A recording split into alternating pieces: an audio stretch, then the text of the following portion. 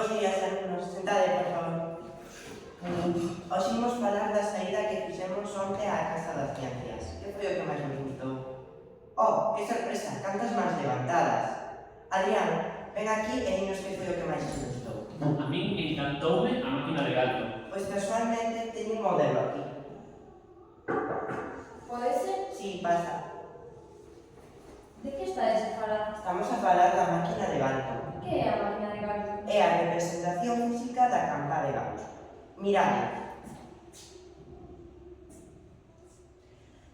Caen bolas dende a parte superior unha probabilidade do 50% de ir á esquerda ou á dereita.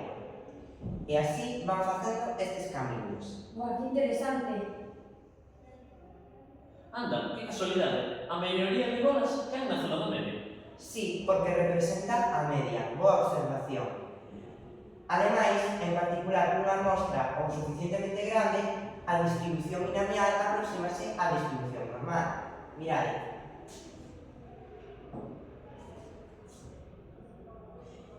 Isto aproximase á forma da campa de Gauss.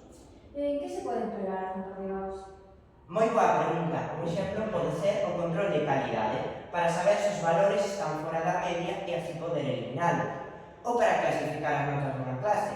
Excelentes e peores haberá menos que a media, non? Se un exame foi moi difícil, as notas concentraránse nas peores. Se un exame foi moi fácil, nas excelentes. E se é un exame adecuado, no centro. Así podemos mellorar a forma de dar a materia. Eu xa estou desexando volver a Casa das Ciencias. Apúntaste, Gabriela. Claro que sí, apúntome.